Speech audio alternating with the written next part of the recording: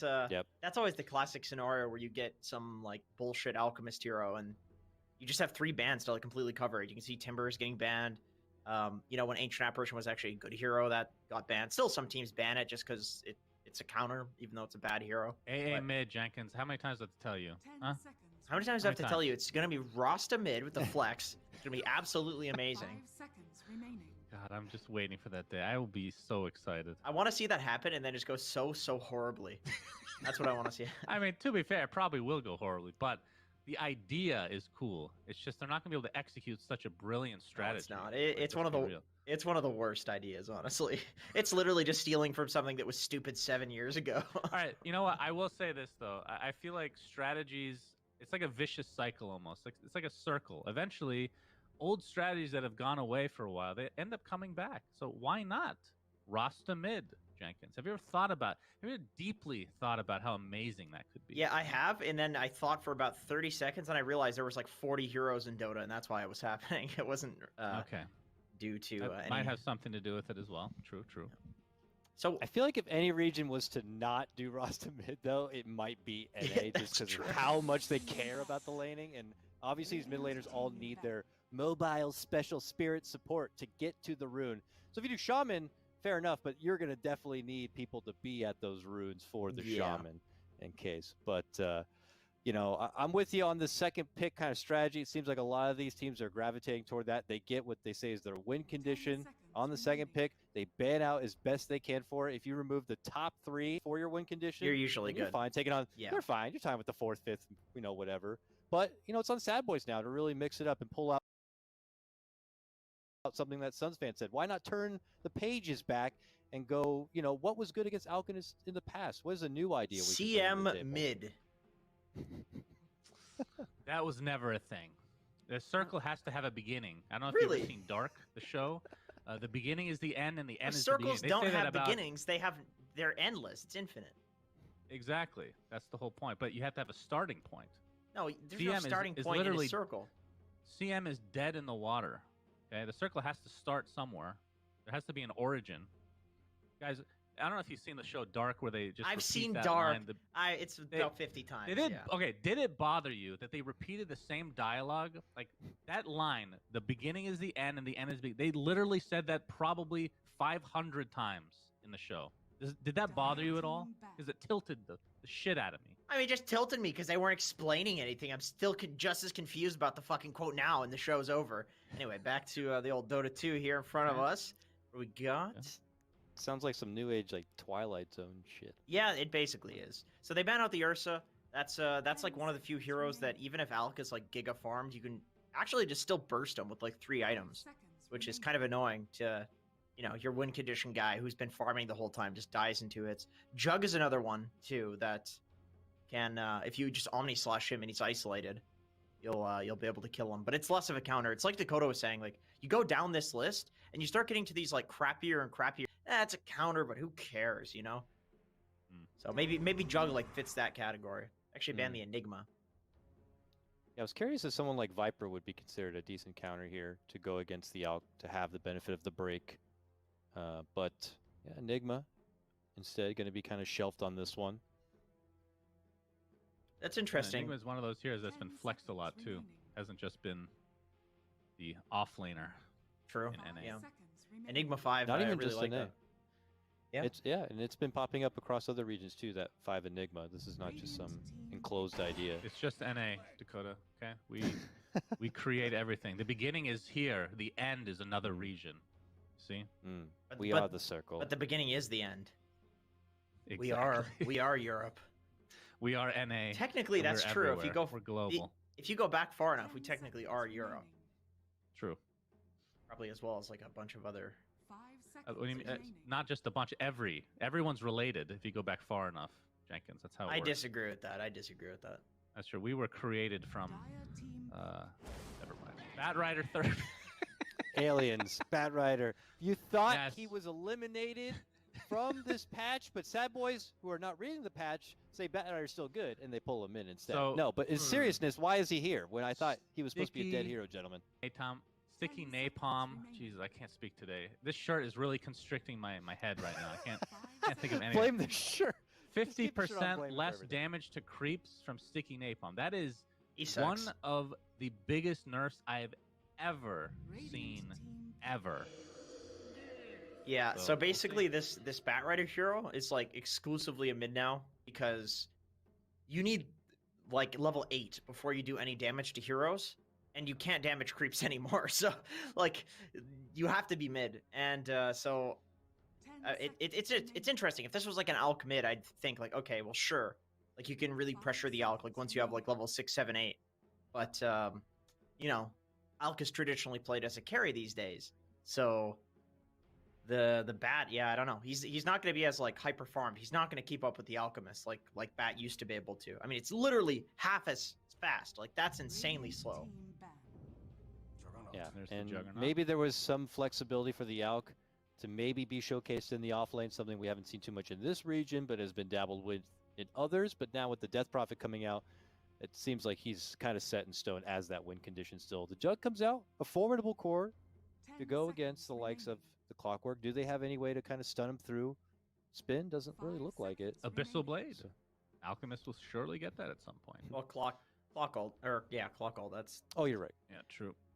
Also, I think the DP in lane is actually one of the best heroes against Jug because you just sit from far away and like smack them with big right clicks, and it's literally the fastest move speed hero in the entire game. So she just runs away from Jug. Yeah, 335. Do you have an issue with that, knowing that she doesn't have a mount? Like, there's a bunch of heroes with mounts that are just really slow for some reason. And... I mean, if I'm being honest, like a Banshee or like Ghost, if I saw one, I think I could probably run away from it. Like, they're dead. They're not that fast, you know? She doesn't even have legs. They kind of glide slowly. Right? Yeah, right. That's like the sinister horror movie kind of villain, like, slowly gets to you while you're running away, afraid. Yeah, right. It's kind of bullshit. It doesn't make any sense.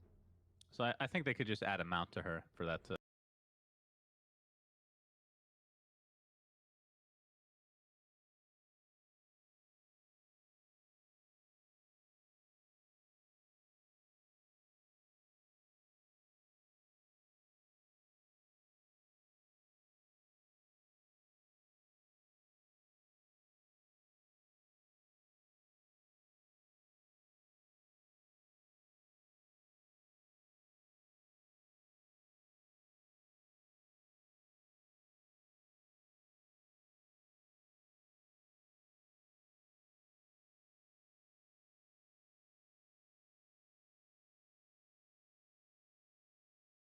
Offlane right now, it looks like. Yeah.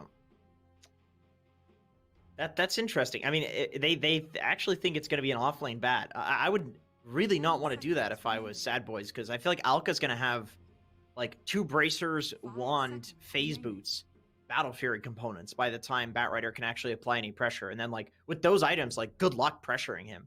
Nobody can pressure a goddamn Alk who's level 6. It's actually really annoying. I've laned against this hero a bunch because everybody's picking it in carry position. You could be like Timber, Legion, like whatever pressuring hero you want to be. You just can't stand an acid spray. It's actually really hard to pressure an Alk. This thing just does too much damage. Yeah, it's a tough lane though, Alk and Edge, right? So who is going to be able to measure up against that if it's not going to be a Batrider? Monkey King wasn't banned. That would be decent. What has Gunnar played so far? Looking at the 4 Zoomers pick. Morphling is gone. He's played some Monkey King. Obviously, all the spirits. Void Spirit's still there. Was he touched in the patch? He got two less base damage. But okay, so he's worthless now. Gotcha. He's completely garbage. Yeah, he's hot garbage. He's about Batrider level. Damn, you know Nyx has a 12% win rate this week in DPC. 12%. 12%. This not is looking after good. The patch? This is after the patch, yeah. Not looking good. It's rough. Well, the Void Spirit's there. And, you know, we'll see if on the 4 Zoomer side, if there's any kind of shenanigans with the flexibility of these roles, or if they're kind of content with it as it stands. They have Gunnar's last pick to take on whatever the Void Spirit may be. When is the last time we've seen a DP mid? Could they do that? No. Okay. Going with the Quinn Tiny. Copying Mr. Quinn himself. Yeah.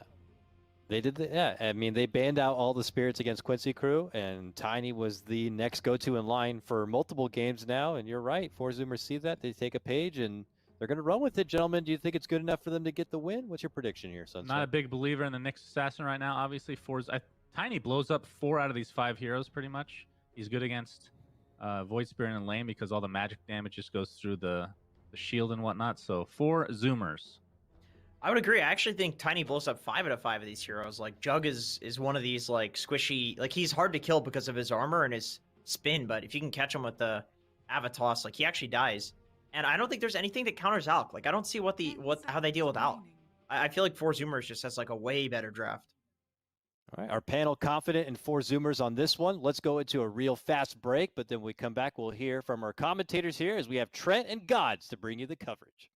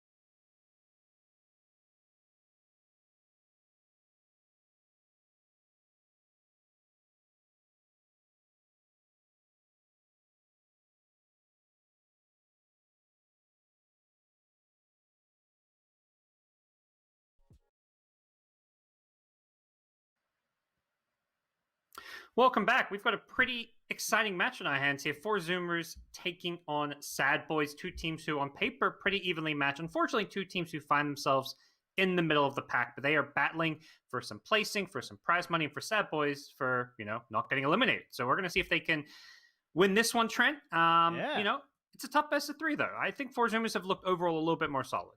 Yeah, we've been waiting out this region, see how it all shakes out. A lot of uncertainty coming in, just like a lot of curiosities as to who's going to match up versus who. And this is one of those matchups that, like, right at the start of the season, I think would have been a really good like barometer to try and figure out the strength, because the Zoomers obviously grinding out a lot over the big COVID era of tournaments, whereas Sad Boys just kind of hobbled together out of some players. So and instead we get them at the end of the entire league.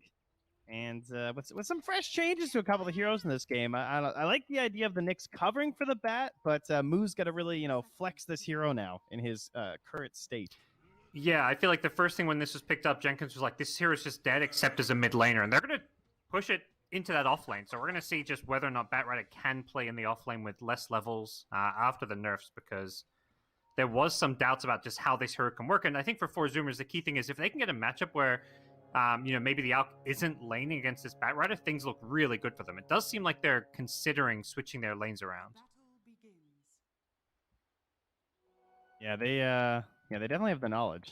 Actually, they see fear. Okay, no, they are gonna. It looked like Sammy started walking bottom, but he's gonna stick it out up top. And he's got an Ench. I feel like Ench is one of those heroes that can just secure almost any lane.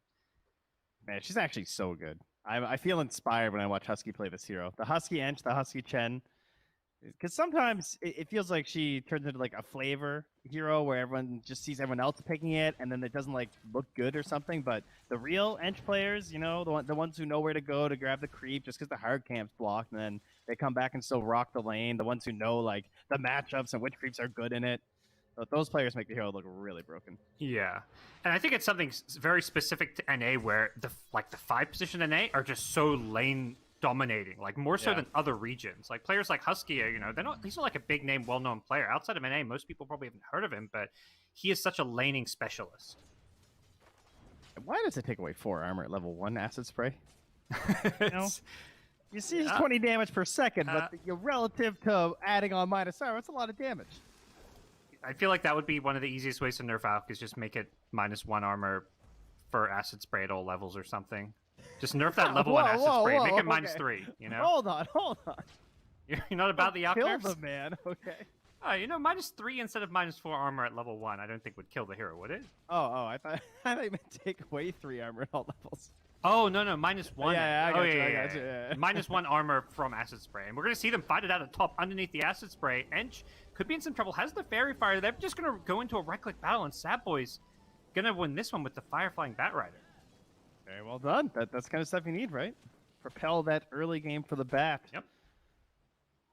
Pulling the levels and taking advantage of the level 2. One of those trades where they invested a lot of health, though, to kill an Ench, while Alk didn't really get pressured at all, though. So Ench is going to come right back into this lane. I do like that Snake King is making sure they block this big camp. I feel like often these Enches get level 1 impetus, and people are like, okay, don't need to block the camp, and then Ench hits level 2, and the lane kind of falls apart. Yeah, and that's one thing Nyx is also still very good at. It's just the body, right? 4.5 HP regen, 4 armor. Oh, nice. Gets the impale on the range creep, too. We're taking a lot of damage. Has a Fairy Fire up top, so not going to die here. Just kind of doing a little bit of baiting. Has a Salve as well as Bottle Charges to keep him in the lane. So already Bottle level 3 on this Bat Rider. So looking like a good start to Moo's game. And yes, as noted in our last match, the number keeps going up for PBD. He's trying to catch up to Puppy's Crystal Maiden record. A couple more. He's just 1 game behind tying Puppy. I think Peter probably knows. He is a big. Even in his pubs, I feel like I'm always seeing PPD playing the old Crystal Maiden. I think she's a great pub hero, and I think despite not being able to like push objectives, which tends to be a very good 5 property in pubs, you can just get an item when I play Crystal Maiden. It feels nice. I think it's the same reason like people like playing Moran. It's just having that insta kill on neutral creeps just feels good. You know, sometimes you gotta take charge in the pub environment. Yep. And hey, you know, as a CM, you're helping your team. You know, you get that aura later on. Although, no I will points in it say, yet. I do particularly like it versus Alchemist because in the best games versus Alch that I've seen, the idea is staying on his side of the map a lot and trying to bully him in that jungle phase when he goes, they're gonna grab Husky. Okay, Husky I mean, again. they stick, but at least they have those versus the bat. And his lane, I mean, his last hits are still fine. So, like, you know, you see Husky dying. The fact that his first blood was kind of rough, and now it's a second kill again. But as long as he's getting all these creeps, this is actually kind of fine. Yeah.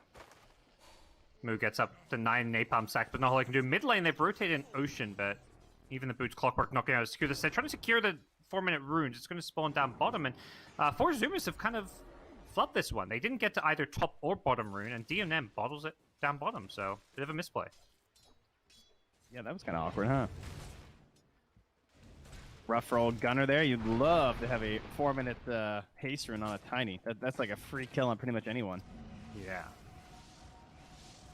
Tiny is mentioned. We saw Quinn play it the other day. It seems like the backup spirit. You know, no spirit heroes available for your mid laner, and they need a playmaker. Grab the old Tiny. We saw Quinn on it do pretty well.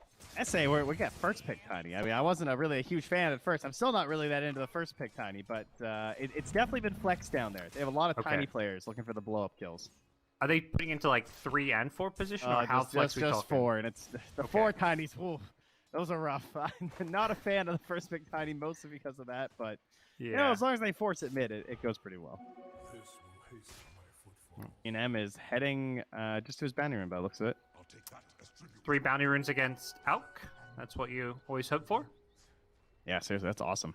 And then, yeah, so anyway, again, CM, like, this idea of just staying on this side of the map, like, the mana regen is huge for that. Because you look at Bat and Void Spirit and even just, like, Nyx Assassin, it's going to make them very happy, right? You have Tranquils on Nyx and a CM aura. Like, you should be able to just stay on the map the whole time. Yeah, a hero like Bat, you're often praying for that Royal Jelly just to help your mana problem, so having a CM will make Moo's life just a little bit easier. See, 4 Zoomers continue to do a good job just securing Sammy's farm, so despite Husky's 2 deaths, it feels like this lane's going well. They are going to go aggressive. Up top, they're going, yeah, they want Sammy Boy, and with PPD showing up, they should have this kill. Out goes down, and Husky going to be chased here. Has a lot of 1 charges, needs to get back to his tower, but not sure he's going to be able to get to this one. The Firefly about to wear off.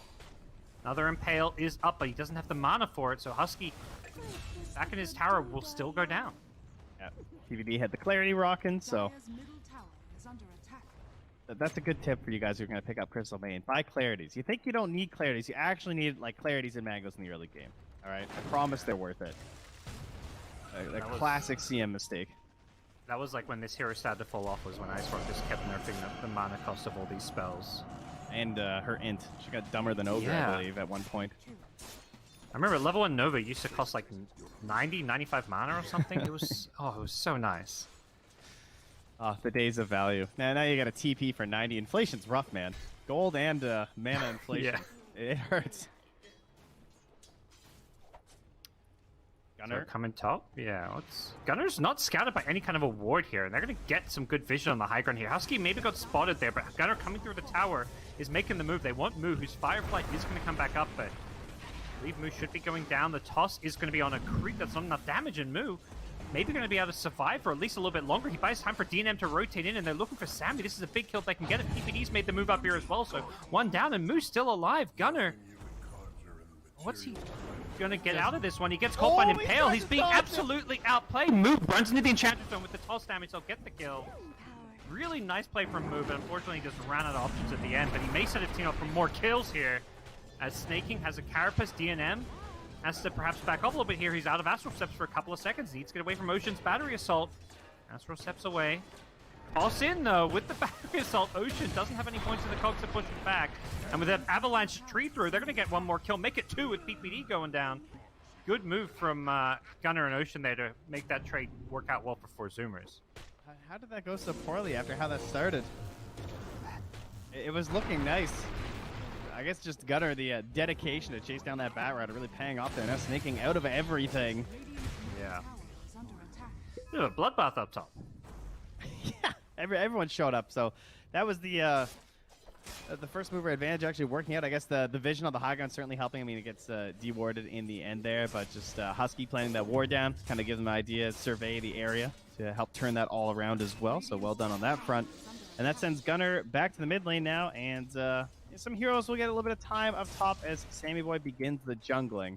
Don't see any stacks quite yet for him, but you can manage those yourself. Oh, here we go. First bounty. Oh yeah, that's GG. It's going to be a good first shovel game. bounty. That's I'm all my loonies on this game for the Zoomers now. Yeah, little it feels like Fear's been having a lot of space made for him, although Brax hasn't left the lane, but he's not completely free farming down here. He's only 5th on the net worth for now. Has a rotation coming in with DNM making a move. A kill on Brax would be really nice. That's a core offlane DP who hasn't seen much pressure go away. How is he so tanky? What? Yeah, just what a hero. Yeah, just siphons. He's been storing up those siphons for a rainy day, and that rainy day came when Sad Boy showed up. All right, I was not a believer. I just thought like they were gonna cast all their spells and rip out the Omni, but Fear saw it. He's like, "There's no way." Top lane, meanwhile, Fear's rotated. Just a clockwork, but they'll take it.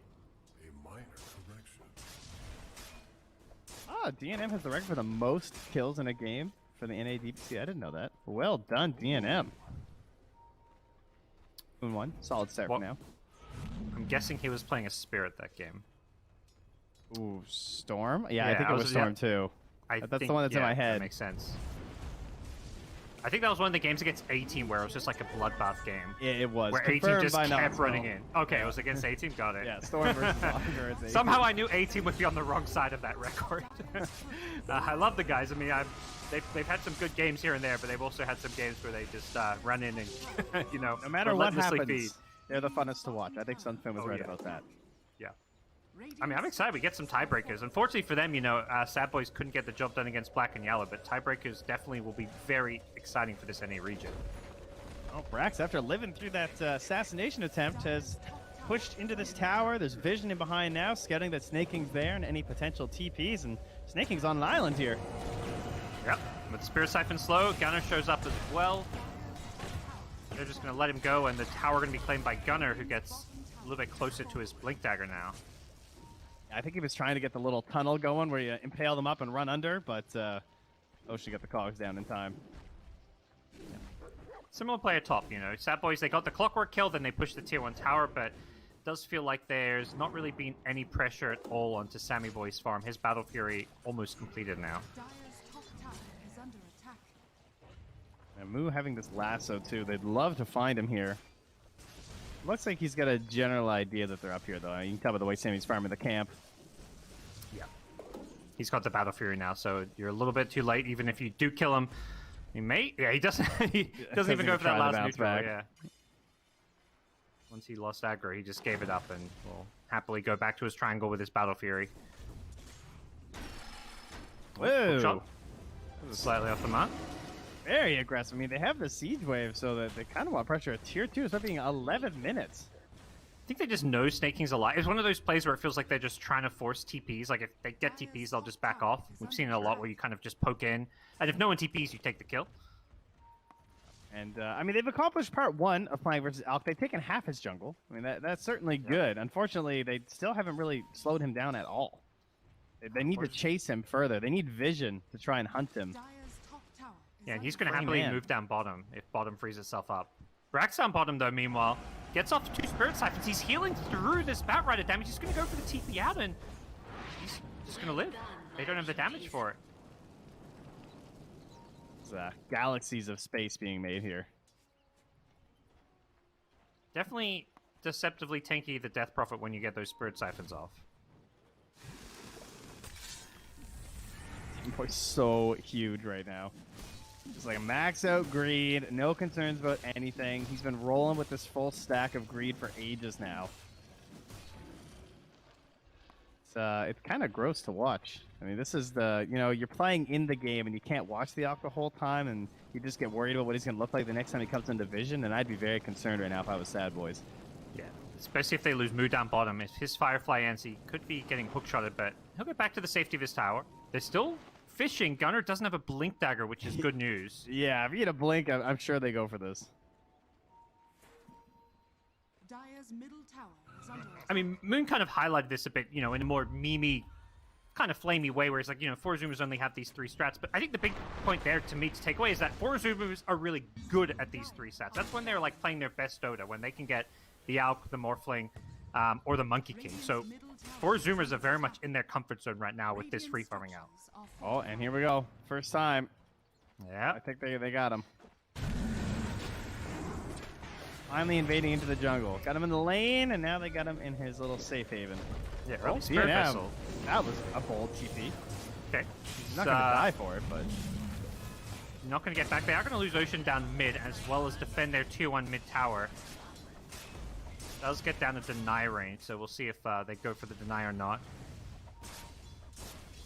And that's a Maelstrom done on Fear. So now it's time to try and utilize this healing ward and get some map control, right? Take another tier 1, ideally. Yeah, especially this tier 1 mid will give them a lot of access into that dire side of the map, but allow them to constantly invade both jungles. But firstly, they want to get some more kills here. Brax in full retreat with Husky. Big rotations from Sad Boys. They going to stop Husky's TP, but DNM knows the bigger fish to fry is Brax. And they completely ignore the Enchantress, knowing that there's no TP to worry about there. The Cogs coming into play to try and protect it, but Ocean may just be giving away his own life as well. They're just adding extra casualties to this. There's a nice flame break. We'll pull him back in then. Yeah, that's really good. Yeah. Oh, that's another point in the aura too, so keep us sustained, move across. I love this. I 100% agree with no ulti this game for PTD. I think that this is a, I need to max my aura as fast as possible now. Radiant's middle tower. And despite, I thought Fear was going to take mid, but he takes his own mid tower there with the deny. Yeah, I think, Tiny showed up, and now there's a Blink Dagger. It's kind of go time for Gunner, who's going to get the Avatos at the top bounty rune, gets a kill, gets a rune. Just tiny things. Ouch. What's the total damage on that right now? It's 993. Okay, cool. Apparently he was still taking from an urn as well. Nice. That was ages ago, I'm guessing, but it did account for 18 damage. I wonder if that gave an assist to Brax, because there was 18 damage. He's got an assist. I'm not sure if it's vernacular or not. Yeah, I have no idea. Alright, move. Man, when's Did he lasso for the kill on Brax? I don't think he did, right? No. Has he lassoed yet? I did once top when he didn't get the kill, or bottom, sorry. Yeah, okay. We're going to hookshot to try and get out of there. Brax and Gunner show up here. They want DNM, but not sure they've got the damage. And the lasso you mentioned is there and available. They're going to go on Gunner. I believe this will be more than enough damage to get this kill.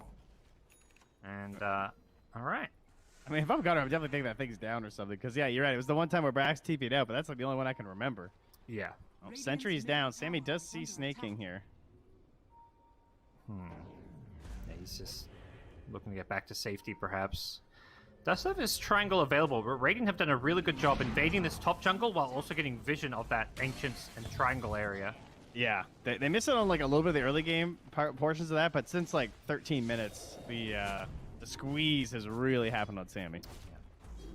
It's not the good kind of squeeze where his net worth's going way up. This is like the the GameStop squeeze. It's going the other way. Oh no. It's trending downward. So the hedge funds are interfering, you know. All kinds of manipulation happening from this Crystal Maiden. The rules aren't the same. You know, Ice Frog is like the commission here. He's giving these alk nerfs and stuff. You know, making it Someone harder had to for step him. in, frankly. Yeah. Oh, wow, did Snakey not see him? I don't think they saw each other. Wow, this is very unfortunate for Sammy.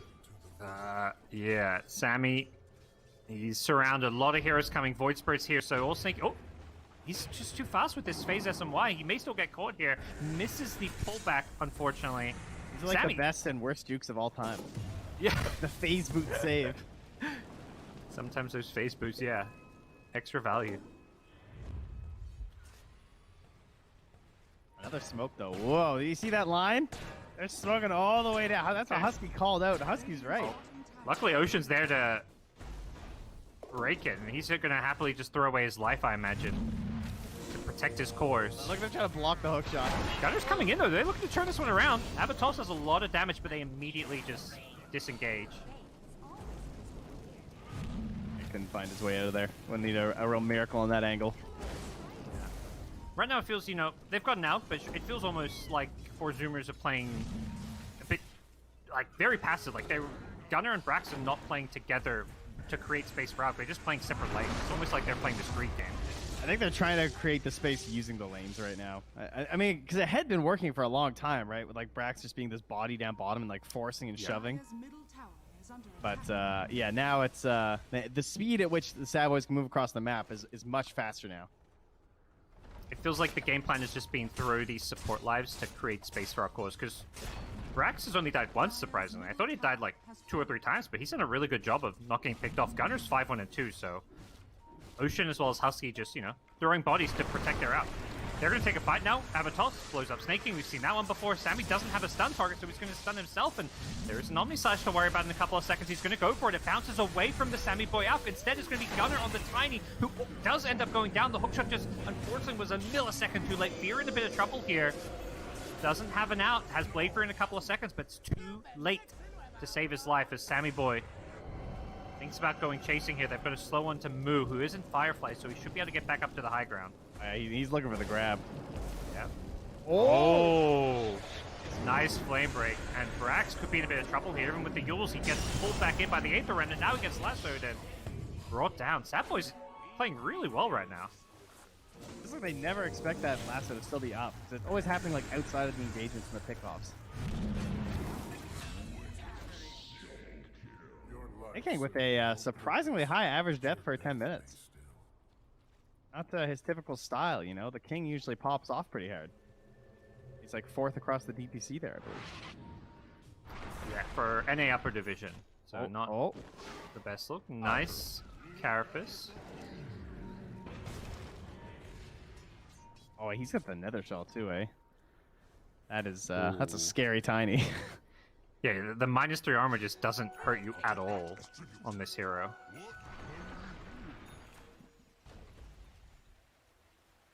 Alright, well, their little spree of shutting down Sammy Boy has, I mean, it's definitely impacted the rest of the heroes on Alchemist, or on Four Zoomers even more so than the Alchemist, but he is still a pretty big lad now. Since that fight, he's picked up an AC, and now he's taking over Brax's spot. Hussey's guarding him nearby, and they're trying to force chaos in the mid. Brax runs into a couple of Sad Boys heroes. We'll think better of taking a fight there, but with rotations coming in, they may be ready to go soon. Out halfway to a BKB, but they want to fight. Hook shot in. They found Snaking once more, and well, the King falls once more. And I'm getting a little close to Gunner there, but he did have some vision. Also, it's pretty high HP, right? You look at the items that DNM has picked up. He's got the Vessel, the Point Booster, and the Ogre Axe. Oh yeah, he's tanky. A very beefy Void Spirit. I think the Yeah, I guess he is still going back for the Ags now, so he will kind of transition more into that mid to late game out. The Spirit Vessel, the worry is, the Alk's just farming, so by the time, late game fights happen, he's going to be able to easily get rid of those Spirit Vessel charges, whether it's BKB, or he's going to have the Shard for the Dispel. But it does feel like this Void Spirit's transitioned nicely and continued to farm. Has an Ag Scepter now, so that's another item which can cause a lot of problems for 4 Zoomers. Yeah, I'm curious what he gets next. I'm sure he really wants bots with how this game's going. Feels like having another hero with those would really just like up their game plan, but I don't know if he can afford to. Feels like a smoke time right now from Sad Boys. Oh, they set a Carapace mid, but I'm not going to follow it up. Yeah, neither team really prioritizing the Roche. Like, Sad Boys seems like they're the stronger team, They've got this 6k gold lead, but for 4 Zoomers, until they have this out BKB, they definitely don't want to take a fight, but it is coming out now, so maybe it's going to be smoke time for 4 Zoomers as well. Oh, that's huge, actually. Man, he farms so fast. I just looked at him. It's like 500 gold past it already. They group up and immediately pop a smoke, and the drawing line directly towards where Sad Boys are on the map. Nice They saw scan. B&M. Yep. No, this is coming. B&M's going to position himself on the front lines. Have a toss, though. They hook shot. The pushback is there, and they're going to get DNM. They're trying to break the smoke and jump away, but they caught him with the Blink Dagger, and Moo going to be dead as well. That's 2 down, and Sad Boys saw it coming, but still got outplayed there. Yeah, that was pretty cocky. I don't know. I mean, you don't have like an Oracle or something. Even an Oracle, that's a risky play to make. Yeah. But tossing. Sammy boy. Death from above. Not just for him, but possibly for Fear. A great silence. This Mantis Style's still on cooldown. 4 staff away. Fear. Actually, I think it was 4 staff. Okay, yeah, by the Nyx, and he goes down as well. 4 dead. Suddenly 4 Zoomers. 10k gold ahead, plus a Roshan waiting for them. He went back for the Omni instead of trying to continue running. Figured he wasn't getting enough space, but the Crypt Swarm to the face just ends it for him. Oh, Sad Boys. I mean, it was promising positioning. It looked like they were probably thinking, like, okay, this tier 2's getting a little bit low. The creeps are here. Let's take the tower, then go to the outpost, and, try and hold Roche, but... Down there. Oh, Snipes a courier in the enemy base, but... This is that's a bit of a questionable play, not gonna lie. Going for some swag plays. His team is getting Roshan while this goes on, but if Sad Boys weren't losing this game, I imagine that's where you'd see a few tips flying out, like, what are you doing, Gunner? Yeah. Big space, I think what streak did he give? Any streaks? Ah, no streaks. My apologies. Totally fine, And they're going to continue to look to buff up this Alk. Death Prophet has a Solar Crest queued up.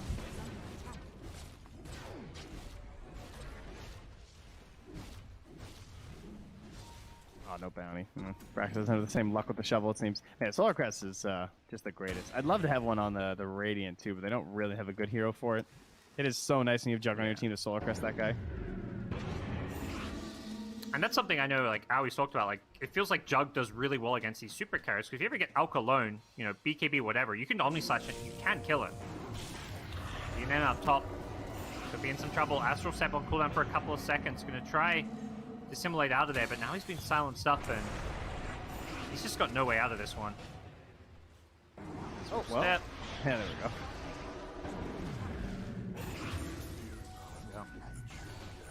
Back to the call out there. Where's the jump, just in case? Figured that's where he was going. And now Sammy Boy able to initiate with this 9-second BKB with the Blink Dagger and looking towards the old Swift Blink afterwards. So the Zoomers in a very commanding state right now.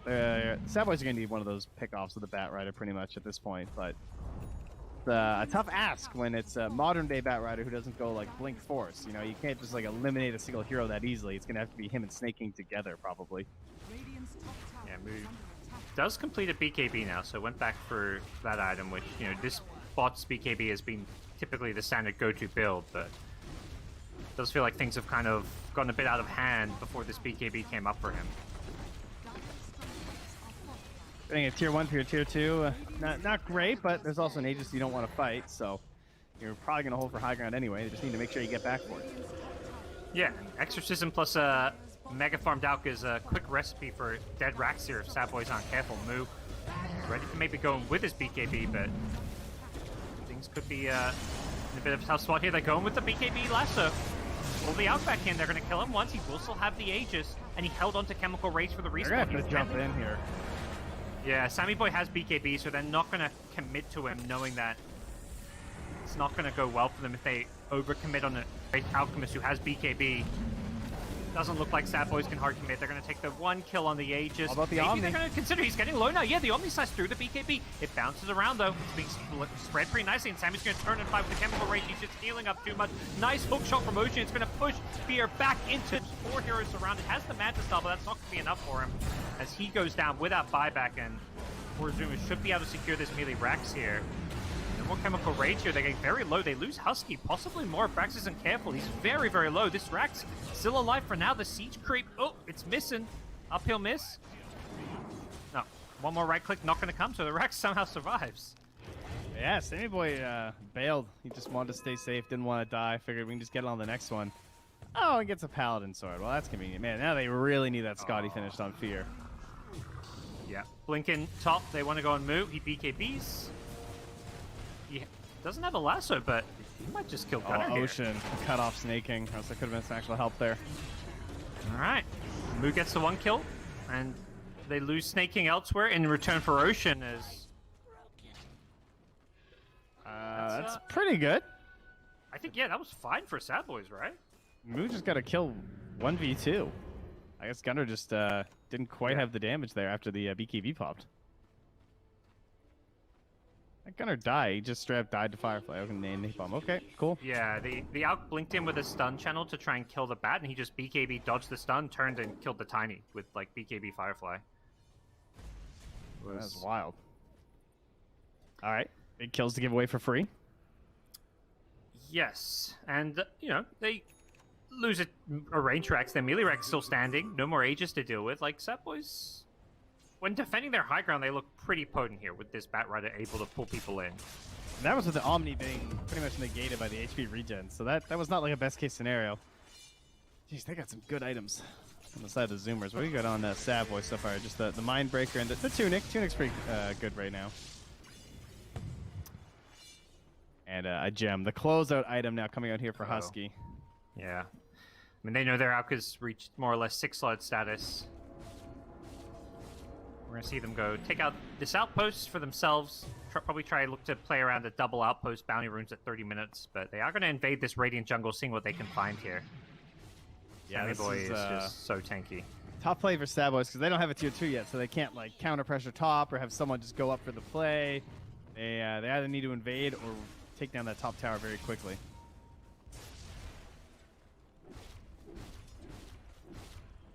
Yeah, Batrider is doing what he can to keep this top lane pushed out, but not a natural tower pusher, just able to clear the creeps. It's crazy how well Sad Boys like pressured that Alk in some of the more defining moments of this game, but then one slip up and then like that just play around the top tower and trying to prep for the Roche, and suddenly Alk's network just explodes. Right, he gets back into that freedom on the map, and now he's absolutely massive. He's Swift Blink done, like halfway to an Abyssal at this point. Zuma's not so much thinking it's go time, but trying to just hunt for some pickoffs up top. They make a nice smoke move to invade the triangle as well as try to catch some of the split pushing heroes, but unable to do so. So they'll grab some bounty runes. Looks like Snaking might be able to sneak some down bottom. Whoa, Courier. Kept alive for now. And Snaking will grab this bounty rune. He almost got the Courier again. Yeah. I'm just going to get 2. Okay. Zoomers just wanted to stay on that top side of the map. They want to play around Roche, of course, but won't respawn for at least another minute. So Snaking gets some nice gold for his team. They did, of course, get the double outpost, though. So that's a pretty big win, considering they weren't even really covering it at that point. Maybe a missed opportunity there. Shiva's now finally complete there from Moo as the follow-up. He's got Shiva's and the Psychic Headband. A lot of int. Radiant's middle tower has fallen. How do you rate this game as far as Alk Ag Scepter sharing games go? Ooh. I mean, I'm always partial to the tiny one, and Gunner's going to build for it. Like Echo into potential Daedalus, you know, chucking some trees. That's a classic. But I think his own items are a little too important right now. I definitely like going for the Abyssal first.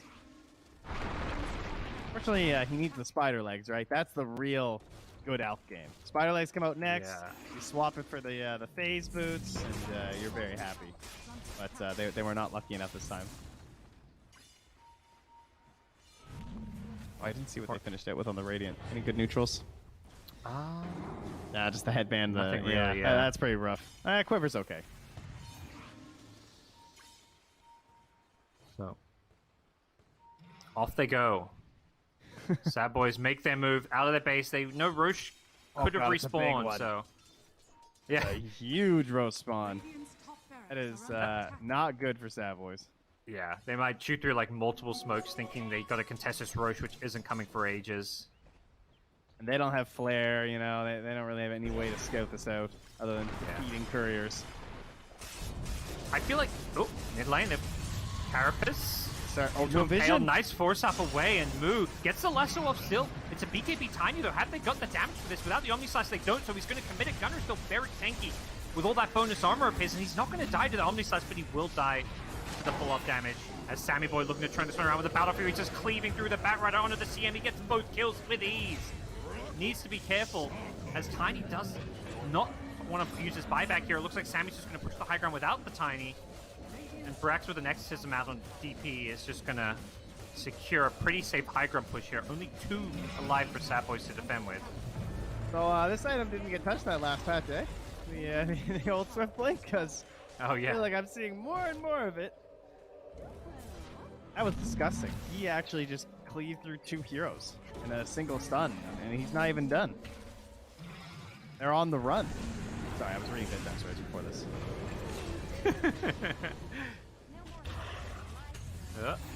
Sammy, BKB, doesn't have mana for a TP here.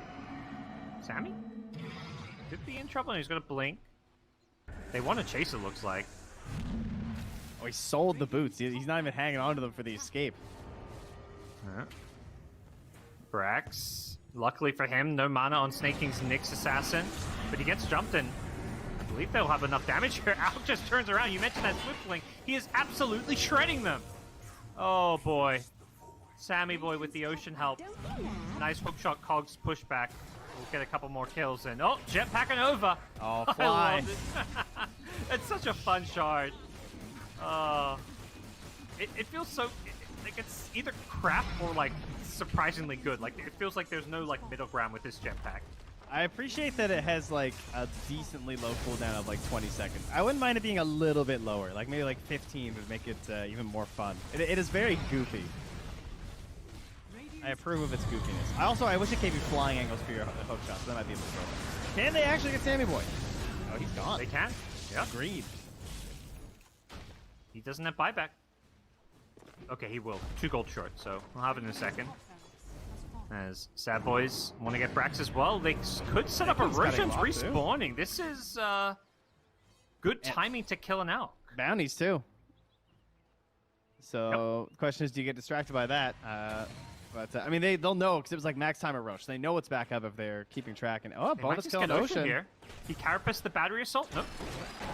I can't believe he didn't get that. I feel for that. Yeah. That was just a bit of unlucky timing more than anything.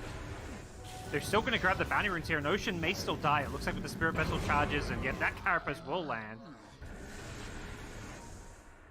Yeah. Well, they got to go fast, because this Dire team is respawning in 40 seconds if they want to grab this Roshan. They need to head there soon. They should know it's up as well. It was a max duration respawn. They didn't get anything lucky in regards to Roche. They didn't get like an orb or anything. I don't even think they have a medallion. So it's not like a mega fast Roshing for Fear. Yeah. But I mean, it's Jug. You'll get it done. Just could be a bit worrisome if the buybacks come through. Of course, Alchemist doesn't really want to buy back either. Even if this is like a 1 game, that's someone's eggs if you buy back. You know, Yeah.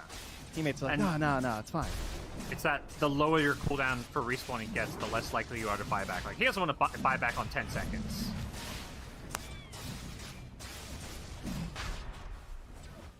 So they Alright, do well. still get road.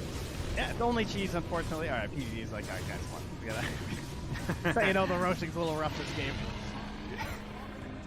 And he also knows he's never going to be able to stand still in a team fight ever versus this lineup. So, hey, you might as well. Before you start freezing fielding the waves, too. All right, who's getting this thing? Is it Gunner? Gotta be Gunner.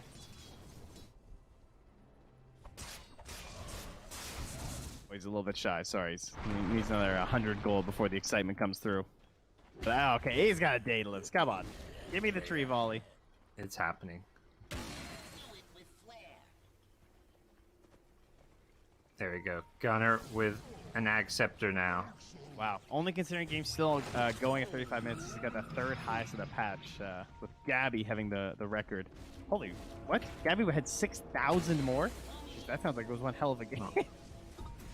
Wait, his net worth drops because he pulled an Ag Scepter, though, Oh, right? that's what it was. Right, Wouldn't that be a little skewed? You know, Oh, so Gabby's just greedy. That's all that stat yeah, says. I see.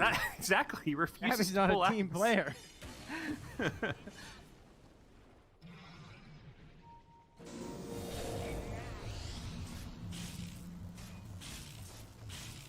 Octo just wants to start. It's about a 2K lead still. Yeah, it's true. It's true. It's true. Very impressive. All right, what do we got here? Where's my Initiation trees? from Sammy Boy for the BKB Alka and the tree throw. They blow up the bat rider. The Omni Slash is just bouncing through everyone. It absolutely shreds Staking. Oh, that Juggernaut damage was huge. Ocean barely survives through it. Fear with the DD still on. He wants some more targets to right click, but he's going to lose his first life with an Aegis, who could be coming back up soon, but he's got no teammates. They've lost the Void Spur on the backline to the Brax Exorcism, and now Fear in all sorts of trouble as he gets caught by a cast, and the follow-up from Gunner's Avatos. That should seal the deal. GG. Yeah, well done. The Alk lineup. Good moments for Sad Boys, you know? They did some things right, but Zoomers were just better in this one. I think, like the laning phase, and just the way the Brax pressured on that bottom lane. Like, he was, 0-1-1 for the longest time, but he did a lot this game, just by being present there. It felt like they just knew they would win the game with a farmed out. They were happy for these supports to just run in, tank smoke gangs. Kind of like, at times it felt like Clockwork and Enchantress were just, quote unquote feeding. But while they were dying 5-6 times in the first 20 to 30 minutes, all the cores were getting farmed. And of course, out particularly, just nobody could stop them. Yeah, you just get into a hard spot with the Sad Boys lineup because they're very kill dependent, especially with all the changes to Bat Rider and like how much slower he kills creeps and stuff now. So it's harder for you to play that same kind of game that the Zoomers were. They basically just needed like 5-man into towers with Healing Ward, and they don't even have the best heroes for that. So they were just super dependent on shutting down this Alchemist at that very pivotal window, and that's just an extremely hard thing to execute. And you miss a couple timings, and the Zoomers know how to exploit that and carry the rest of it through to the victory. Yeah. Well, unfortunately for Sad Boys, they're down a game, one loss away from being in those pesky tiebreakers, as Fear called them. I think, even if they end up in them, chances are 2 of the 3 teams stay in. I don't think they're going to get relegated, but, for Sad Boys, they don't want to have to play them probably. They're probably like, come on, we just got to, let's get the job done. But yeah, it's a tough matchup. I didn't think that that they were going to lose some of the other matches they lost this season, though. So you don't want to be there. Get some wins. Yes. We'll see if they can bounce back or not. We're going to go to a quick break and then come back with the panel and game number 2.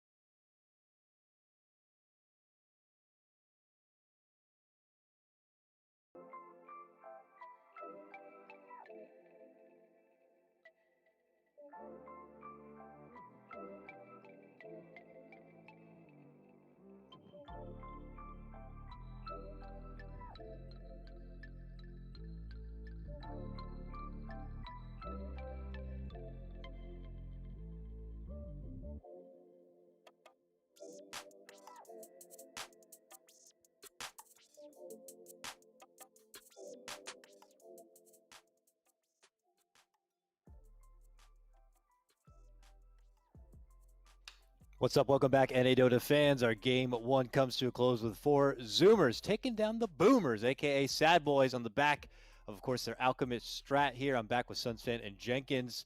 You know, Sunsfan, they got the Alchemist they wanted and the bans and everything associated with it. I assume Sad Boys knew what they had to do, and they rotated certainly enough early on to get pressure onto the Alch, but it just wasn't enough. Well, extremely early. I didn't think like they did that much, right? You got his Battle Fury at pretty much the normal time, if not a little bit more accelerated. But once he got his Battle Fury, they started ganking him pretty relentlessly. I mean, Nick's Assassin pretty good at giving that vision. And yeah, they were able to get a lot of kills kind of like just as a team, ganking left and right. But there was this one fight top jungle, which kind of turned the games in Zoomer's favor. That one big fight that just overwhelmingly went in their favor, and they ended up taking the first Rosh of the game. And then from that point, it kind of just ballooned, like in terms of net worth differential between the two teams, because all the map control was for Zoomer's way. Sad Boys ended up getting a second Rosh, but didn't seem to matter very much. It just felt like it was inevitable that 4 Zoomers was going to end up winning this game. I hate this hero, man. I hate this Alkira. I hate to be the typical guy that's talking about the, you know, what the losing team did right. I guess that's like the cynical Dota player in me, but also just like this oh, Sunsfan, what are you doing there? You're distracting Jenkins. Sunsfan. Yeah, relax here. Right? Could we get his camera blocked out there? It's supposed to be a PG stream, guys. Jeez. Sorry about that. Anyway, speaking of big dirty ogres, this Alchemist like completely just so overpowered. Like, it's bullshit, man. I swear to God, Sad Boys was doing all they could to like contest this big fat bastard in the jungle, and you know, they were taking towers, they were winning fights, they were doing great pickoffs. Like at a certain point, it was like 15-6, and they were losing. It was like a 3K gold deficit. Like, that's bullshit. That's bullshit. And then the moment this guy gets the Swift Blink, you know, like until that point, you're thinking, okay, it's fine. This hero, he's all about having pumped up net worth. It's fake numbers. And then he gets the Swift Blink, and it's like, boom, boom, boom, boom. Shit, he's an actual carry. What do we do? He's not a pumped up hero like that just has bigger numbers. He legitimately will out carry you in the late game too because of Swift Blink and Rapier. You can't let this hero through if the enemy team has 8th pick. You can't. Straight up. It's too OP. I mean, that's the thing, right? It's either Alch. If it's not Alch, apparently it's going to be possibly this Morph Earthshaker ridiculousness. So, you know, yeah, ban priorities need to be a consideration if Sad Boys do not have the 2nd pick in the 2nd draft. Yeah, maybe eliminating those both. It might leave out some juicy options for the early part of the draft, but something certainly needs to be reassessed. Alch is a problem, and if you think you could take it on, I think game one shows that it might be best to consider other options. That's correct. Yeah, I know. It's tough. You're right. It is tough. Like Zoomers, I would say, like specifically this team. I was going to bring this up pre-series. Like Zoomers, you know, we talked about the cheese, and like they are a cheesy team, but like they play these mechanically extremely high skill, like very strange, you know, drafts like extremely well. Even when they're shit, they do it. Like they do Morph Shaker when nobody's doing it. They do Alk when nobody's doing it. I saw Sammy Boy was like the first person that I've literally ever seen go for this Battle Fury Alk build, and I thought he was an idiot like 2 months ago. And like lo and behold, like here it is, you know. So like these guys are practicing these things even when it's not strong. So I actually feel like later on into the season in DPC, with like how the meta has shifted and how Zoomers have been playing quite a bit better, they might be doing a lot better if it was going this well for them in the early on in the season. Well, but that's how it works out with the league. A lot of these teams, as they are now, are probably totally different than as they were for week number 1. But we got to get into a break, gentlemen. We got game 2 around the corner. Sad Boys versus Vors Zoomers coming right up.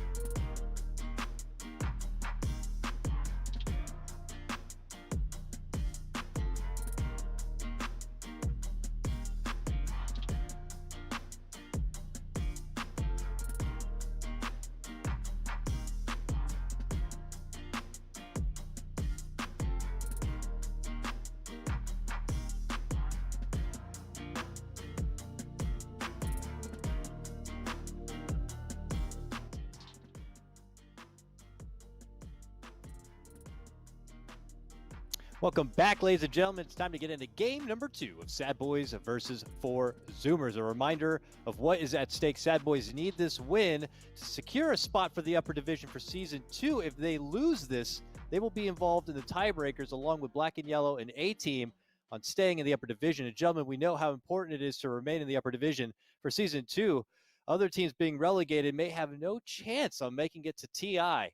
So very important, very coveted match here. 4 Zoomers, they're set in stone to be in the upper division. They don't have a chance on going to the major. What they're playing for right now, I believe, is $1,000. If they can change their placement going from between 4th and 5th, it's $1,000. So some money. Let's be real. They want to stick it to Sad Boys. They do, There's yeah. no question about it. There's enough motivation for them to try as hard as they can, even if there wasn't any difference in prize pool at all. And for Sad Boys, I mean, you're right. They looked a lot better this game than they have in the past, and obviously it was just like an Alchemist game, so I expect that to just be completely banned. But they have lost so many games in a row that I would not have been able to predict this at the beginning of the season. I thought this team would be much more competitive.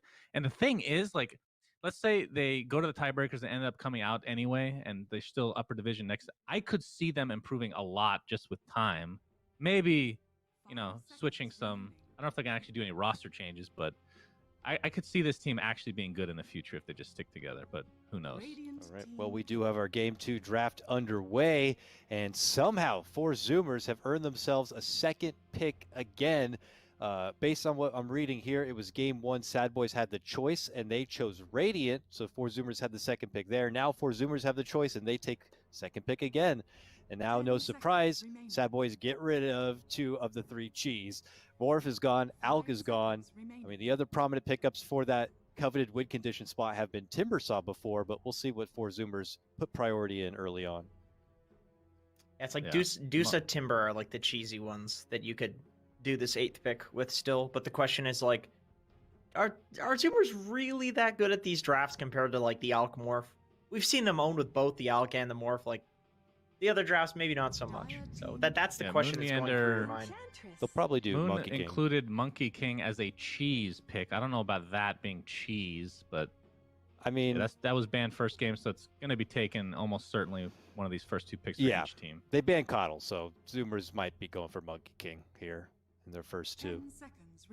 It was exactly what they did. They have to get an against Enchantress counter, like a Witch Doctor CM have been the most popular one. So if they do that, does Sad Boys take? Ooh, the Monkey King. Okay, so Earthshaker first pick.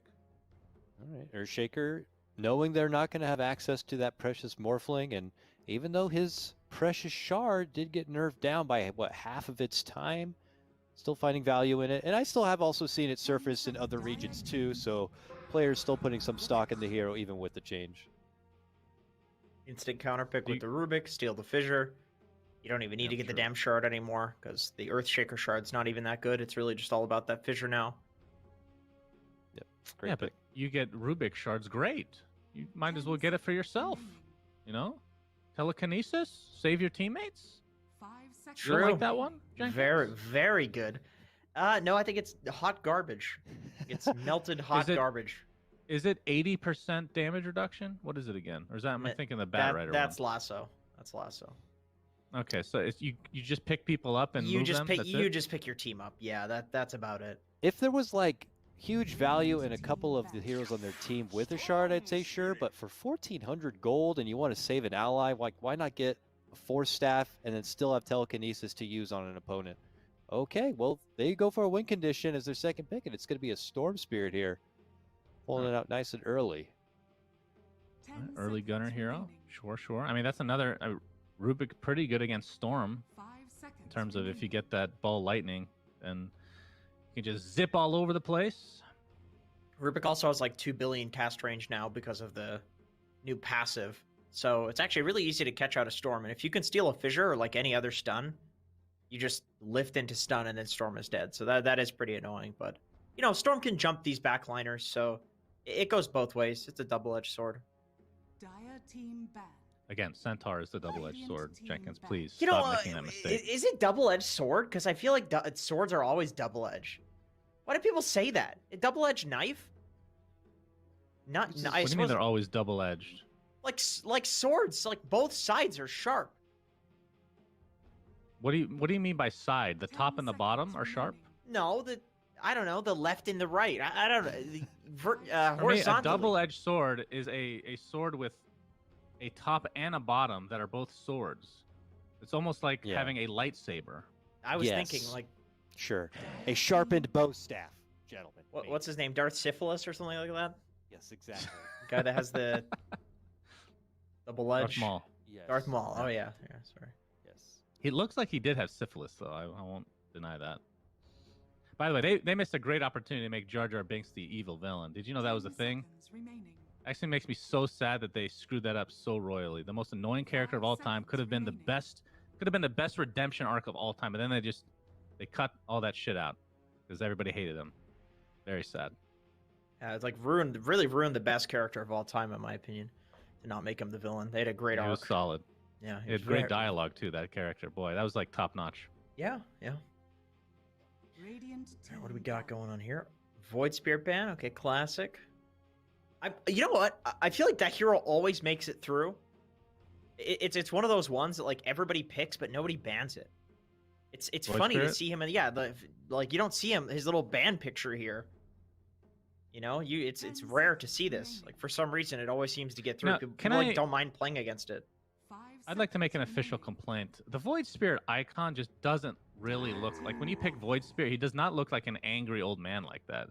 It just looks like a very neutral. Like that face right there, that's like a resting bitch face for Void Spirit, and it doesn't exist in the actual game itself. It's just you have this new anime coming out that's gonna bring all these new players, and you have something so deceiving like this. You have Mirana, it looks like she was made in fucking Minecraft, for God's sake. She looks way better in an anime. Like, 5 seconds. gotta get this stuff together. Are there man. any cool old man heroes in Dota? Obviously, Coddle's not one of them. He's disgusting pervert. But like, is there any actual like cool badass old man? I feel like that's the only. Snapfire? Well, not a man, but Well, old gray. Okay, that's still got the Snapfire's cool. got the senior representation there. I appreciate that. But he's got like the I don't know, like old samurai badass type vibes, and you just don't see it in game. I agree, it's bullshit. Yeah, well, yeah, I would love to see that being represented in his actual model because I think it looks cool. I agree. 5 seconds. So- I'm surprised Big Witch Witch Doctor Doctor? made it through. Very surprised. Yeah, he's like the last outside of Enchantress. He's right up there for one of the best 5-position lane dominators. So a Husky That was favorite. fast. He'll grab it Instant. Jeez. Hmm. Okay. I mean, I suppose you're kind of guaranteed, like, you know that there's a Rubik in this lane. You could just like outshove any offlaner. There's not really much that like dumpsters a Bloodseeker, especially with the Witch Doctor. That seems like a really powerful lane. I don't even know if you could like theory craft a lane that beats that. And they've got some really good combos between the heroes on Zoomers, like Bloodseeker Silence with Earthshaker stuns. He can gank with Storm. Like all of these heroes can pair together to kill people essentially, which is always nice. Same with Sad Boys. Like Leshrac can gank with either the Enchantress or the Rubik, give lift setup as well as the enchant setup. So pretty well-rounded draft so far, honestly, from both sides. Is this a mid Lesh? Is there any other way to play him if it's not? I mean, I don't think I've seen support in a long time with Lesh. You can but- off Lesh. I think off Lesh is fine, where you go for some like Greaves, Eternal Shroud, or like Pipe sort of scenario. I mean, you can also go for like the Travels, Bloodstone sort of thing, but then you're basically saying, hey, mid laner, I'm taking your farm for this whole game, which Right. sometimes is okay. All right, Wraith King. 5 seconds. Dimitri- So to Monkey King's appear. still in the pool. I will be beyond shocked if that's not banned by Sad Boys. Who else is good against? I mean, I don't know. How good is Ursa versus Wraith King, would you guys say? It is a strength hero. So he rips right through him. I feel like it's going to be a almost guaranteed like a Bloodseeker carry. I just feel like with Sammy Boy. Oh, you don't think this is offlane? I don't think so. I don't see Brax playing the Bloodseeker too much. I mean, he can. Like, I'm absolutely certain he can. Brax can play anything. But Sammy Boy, one of his classic heroes is this Bloodseeker. It's like Bloodseeker Ursa. Those are the two Sammy Boy heroes. I mean, you're probably right, but Brax, I'm pretty sure, played Bloodseeker in the DPC this season, at least once, as an offlane. I have to go back and see. But... He did, yeah, he did. So how do you think Bloodseeker scales late game these days as a position 1? Pretty nicely. I mean, the Glepnir is pretty sick with him because you can set up your silence. You have the attack speed from your Q, so you don't need attack speed from like a Mjolnir. So you can go for like a Glepnir. And Glepnir? Glepnir? Sounds whatever. like you're choking on something when you say that. Okay, you pronounce it then, Mister. I speak Scandinavian or whatever the hell language this thing is in. Some Thor's hammer bullshit. Say it. What is it? Gleipnir. Gleipnir. Oh, that's probably wrong. That's probably wrong. Come You on. say Mjolnir too? Jolonier. Jalapenos? Oh. They should add that as an item in Dota. There's like mangoes and shit. Looking at Yeah. offlanes for either side here, whether it be playmaking or something to shut down the core. I would imagine Dire you want team something that has I mean, you have a fair amount of disable already on the side of Sad Boys, but you know, wouldn't hurt to have more to kind of assist in locking down something like the Storm. And you can see Sad Boy's not entirely sure what this last pick is even going to be, like what position, because they ban both Monkey King and Timbersaw. Although Monkey King can be played offlane, that's a hero I have not seen Brax play personally. I'm sure he can. It just shows the, you know, how much flexibility you have with some of these heroes in the game now. I would have said Tide is a really good pick for Zoomers, but it is of course banned. But like something to clear the skeletons would be really nice for them. Oh, Underlord wouldn't be too bad, right? Oh yeah, actually, For that's Sad Boys right here. Maybe either. both teams. Both teams, Yeah. I think Underlord is great. Okay, Beastmaster. It's similar. It's a similar thought process, like some zone control hero. Okay, Oh, they're yeah, greedy. Okay, yeah, it is. it is a Bloodseeker offlane. Wow. Okay. All right. Well, kind of take. It's kind I of know a my boy Brax. last I know second him. here to digest the 10 I've met him in picks. real life, Jenkins. Okay, we Well, talk to each other. Will you back sometimes. Brax on this draft for 4 Zoomers? Ooh, this is a tough one. I'll go with 4 Zoomers, but I don't think it's going to be a stomp either way. It'll be a good game. Jenkins? I'm gonna agree with that. I feel like just based on the play. Actually, you know what? I'm gonna go Sad Boys. I'm actually gut feeling their draft a lot more in this one. I don't see the Zoomers draft like snowballing like they did last game. All right. We're split here at the panel. Let's hear what the casters have to say after a break. We have Trent and we have Gods bringing you the coverage. Let's check it out.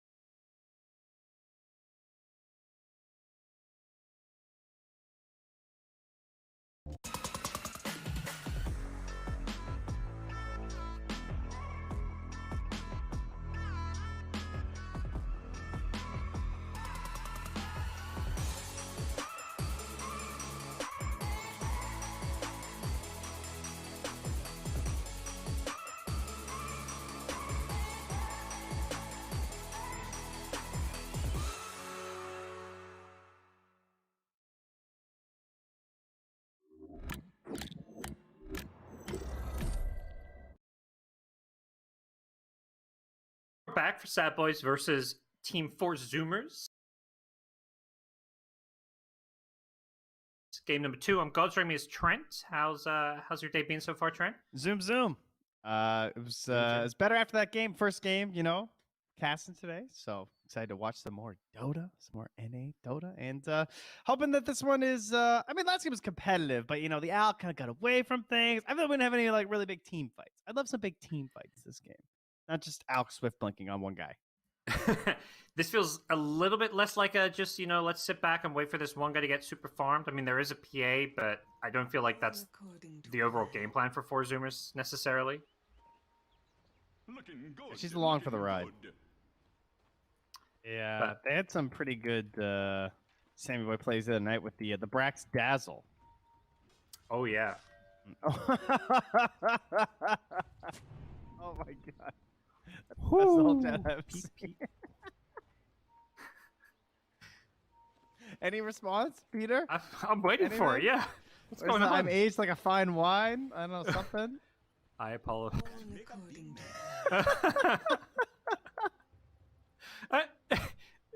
It wasn't even particularly a good or clever insult. It was just it was so unexpected. You're up a game and you're just dropping shit on PPD. Oh. Anything? Nothing? So He's probably has them all muted, let's be honest. True. You know, we've got Nox here doing stats. I'm just hoping we can get some stats about the most tipped player, because I'm pretty sure PPD is probably up there as one of the most tipped players, but something tells me we don't keep track of that. Yeah, I don't think so. Probably for the best, you know. But I remember when they were first introduced, he was a big target. Well, we're going to see how things settle here. It is going to be a Shaker Bloodseeker offlane, Storm versus Lesh mid, and we've got the PA playing up against the Beastmaster Rubik lane with a Witch Doctor support. So, anything kind of standing out as far as these lanes go?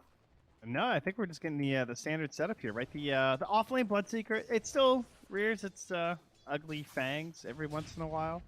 Not nearly as popular as it once was with all the nerfs and stuff, but hey, you got to respect 120 pure damage at level 1, right? It really feels like the strength of the offlane Bloodseeker is very much that level 1 Blood Right.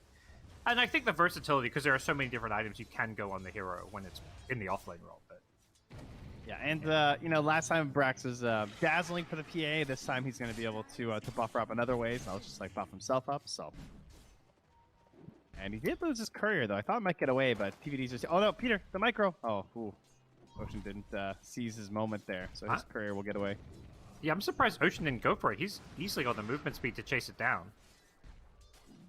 But no harm, no foul. EPD just getting zoned away. He wanted to make sure he gets off that pull because that's a big camp pull, which is going to deny a couple of creeps here. And Fear is in trouble. There's a Fissure block into a Blood Right. I believe it's going to clip him. You betcha. That's a first blood. That was nice. The body block. Man, they just got handled in the first minute down here. Like, that was... Everything was bad. Oh, he's going to get that big creep, too. Oh, Ocean's game right now. He's got a Wild Wing Ripper kill. He's voice lining. And that pull, I think, denied at least 2 creeps, maybe even 3 melee creeps, so... Bit of a problematic start, for sure. Oh, look at that. Zoomers and Sad Boys both have 46 unique heroes in the DPC. Tied for first place. Well, hopefully we'll get a game 3 to settle things here, you know? We'll get a fresh hero picked up. You know, for all the talk from Moon about them being cheesers, I saw Undying at the low end of the heroes picked there, so I don't know what that says about their hero. They, quality over quantity, you know, that's all. Well, we'll see if these lanes can settle down, particularly this bottom lane, off to a bad start for Sad Boys, giving up that first blood, and that's going to allow, you know, a lot of early game items to come out into play, some boots for the Bloodseeker to go with his orb. Oh, you know what just happened? The neutral just got Sammy's courier. It wasn't Snake King. Oh. And that had his wand and his orb on it. Oh dear. Even without it, they're putting some pressure on Snake King, but he's got a salve here. I think I had tangos too. Man, those neutrals. I don't know, Valve? Should neutrals be allowed to kill couriers? Because sometimes it's kind of random. Those Vools, man, they are the nasty ones. Yeah. It's like you say, it's just kind of random when it happens, it feels like. Yeah. It's not like, you know, I guess theoretically you can just walk away from the camp if you want to prevent it. Maybe that's where we're at. No, we can't even convince players to micro their couriers ever since we got 5 of them, so I don't think we're convincing them to walk away from farm. Well, that's going to make PA's life a little bit harder. Taking a look at some of these other lanes. Storm and Lesh, pretty even so far. As Gunnar gets up in the DNM's face, it looks like Gunnar with the earlier bottle. DNM gets his now, and we'll see if either team can secure the 4-minute room. Back up top, Husky pulled back in, and it's going to be a kill going the way of Sad Boys. That basically just happened because of the attempted pull. Yeah, Dota's just so wonderful. Like all the little things. It's like they attempt the pull, which makes them play forward. Same way has to get off the dagger. So then, of course, that pulls up Husky. So then he's the one that just gets gone. They don't try and contest and like re-pull the camp or anything. They just instantly kill the Witch Doctor. So on the one hand, Husky's happy because, yeah, the wave got under the tower. And the next one's going to, too, because the boar missed its pull. But good kill. Oh, nice from DNM. Denies the rune. He wasn't going to get there in time, but he forced him to step away to dodge the stun, and then he just denied it. That was a really sick play. Won't get the kill on Ocean, but he made sure that Storm, who went the right direction for the rune, wasn't able to bottle it. So we'll have to wait for the 5-minute rune instead. Yeah, a bit rough on the kill attempt, unfortunately. He doesn't have any boots, so hard to keep up with the Shaker. Was Fear looking any better down here? Not really. And, well, as I say that, he's stuck. Yeah. Great fissure placement, and the Quelling Blade being on cooldown. He couldn't eat the tree that was blocking his way. Ocean even surviving through it all will just TP his way back home, pick up some Tranquil Boots. And yeah, Brax having a really good lane down here. Man, not a whole lot Peter can do about this either. Gonna let him go. I'm curious, you know, we saw DNM had that game where he had the highest kills in the NTPC. How do you think he's done? Because he's, you know, not like he's only adjusted into this mid lane. Has he kind of stood out as a promising NA player to you? Lived up to some of the hype? I think Husky's good. Maybe. Oh. Snake Maybe Snaking's one dead. Cask. Yeah. Another dagger. That orb. Oh, Snaking. Oh no. Oh wait. Maybe it was worth. The double kill. Sammy Boy taking tower. Blur. Okay. No, he's definitely stood out. I think it's we don't really have, we always talk about like the lack of upcoming talent and stuff, so pretty exciting. Oh, nice Fisher stun there from Ocean. That's gonna guarantee Gunner gets out. He was probably okay with a lot of armor, but just in case. A lot of heroes converging on this mid lane. 6 minutes rune coming up, of course. That's often why Radiant's gonna glyph the creep wave as Gunner is not level 6. He needed that creep to hit level 6. That's why he dropped the remnant on the creep wave. Oh my god. And he's just gonna die here. He didn't hit 6. He's trying to get it now. He gets it just in time. He bowls in. He goes, oh, did him, Gunner! Oh, what a sick play. He's gonna die, it looks like. He can't get the bounty rune. And Moo, can he keep up? He doesn't have boots. Gunner, one cool bore hit will slow him down. They'll get the kill, but that was sick from Gunner. That was big plays. It was cool because it was big plays from both teams. Sad Boys glyphed the wave to stop him getting his level 6 when he remnanted, and then he comes back, kills a creep, and bowls in for a kill. That was just awesome play both sides. Yeah, good thing Moo was there, or else that would have been even more disastrous. Actually escaping after that, but able to cover for the bounty rune in the end. Pull back top. Husky, he's in trouble. That's gonna get walked on down. DNAM does, Gunner rotates up here. And Moot tried to TP in the trees, but Gunner found them with the Vortex to cancel it, and now they're going to lose 2 here, it looks like. Gunner says, I can come in and steal this one. Uses up his entire mana pool, so he's got to be a little bit careful, but has bottle charges, and he wants to go for another hit. Drops a run on the high ground, is going to pull PPD back into it. Another dagger is going to secure the kill. Excuse Sammy me? Boy uses the blur nicely. We have a 4-1-0 Storm Spirit now at 7 minutes. Yeah, oh, is he trying to take over that DNM record? Get 22 kills? I think so. I mean, this is one of those heroes you really don't want this to happen with. And now he can just retreat back to the jungle there too for a little while when he builds up his first items. Yep. Be a sentry trade in the mid lane. Ocean lingering around, trying to see if he can set much up, but He's almost level 8 now too. Sometimes Storm has like a bit of a rough lane and he ends up jungling a lot, which of course is going to impact your position 1 because it just means you don't have a space maker playing it on the map. But with the start Gunner's having, I imagine he's going to be active fairly early, and that's great news for Brax because he wants that assistance. 8-minute rune going to spawn bottom for Gunner, so gets the bottle refill, and we'll see top rune. Husky was trying to, secure/deny a rune, and that just leads to Sad Boys getting a freebie kill, but not a major pickup. They're making their way back down bottom again. But it is spotted by a ward. Unfortunately, they didn't actually see Gunner, so he might just play for the Fisher, and that could result in Fear's death. He's already taken the point on the Reincarnation, though. His Curry just got sniped with phase boots coming out, so yeah, has the Reincarnation. He's going to die at least once. Do they stick around to kill him a second time? Without any TPs in, they may go for this. They have a Rupture and everything. They're going to commit it. He has got a teleport scroll, but I don't think he's got an opportunity to use it here, so... Yeah, everyone but PPD had TP, but they just didn't think they could do it. Yeah, usually that's the perfect bait for Wraith King. It's like, okay, use your Reincarnation, but it buys so much time for everyone to TP respond. Oh, the Fairy Trigger. All right, Gunner's game actually can't get any better than right now. Yeah, that's huge. They just need the Possessed Mask for their PA, and this game's over. Yeah. Well, I guess what Radiant were doing by not TPing is pressuring the map, because they took the top tier 1 tower easily, and they're already pressuring mid with Edict and a Beastmaster. They push incredibly fast. Necrobook coming up too. This tower is just dead. Very true. That's that was the very trade. quick towers. And Skeleton King, he's got the Arcana, so it counts. He's someone who can recover very easily with the in the jungle. Like you still get these 16-minute armlet into whatever or Radiance just by pressing the skellies all over the map. So if you die again, that combo is really hurting. Yeah. He'll have to stand his ground. There's no storm zipping in or anything. Be all right. Definitely starting to feel like, he may have to consider going over to his try, even though he maybe can't. He can formations when he gets the skeleton stacks, but doesn't feel like the safest place for him to be. Speaking of not so safe, in the mid lane, Snaking in some trouble as he gets jumped, and I believe he wasted a smoke there as well. As PPD going to be the next target. Gunner dodges the splitter. Nicely played from him. Gunnar just wreaking havoc with the Ocean Echo Slam. They're going to secure the kill on DNM as well. Gunnar is just popping off. You guys kill towers, we'll kill heroes. See how that all ends up in the wash. Wonder if Husky gets the tome now. I think Ocean popped it already. He's already level 6. Oh, he does. Nice. Position 5 getting the tome.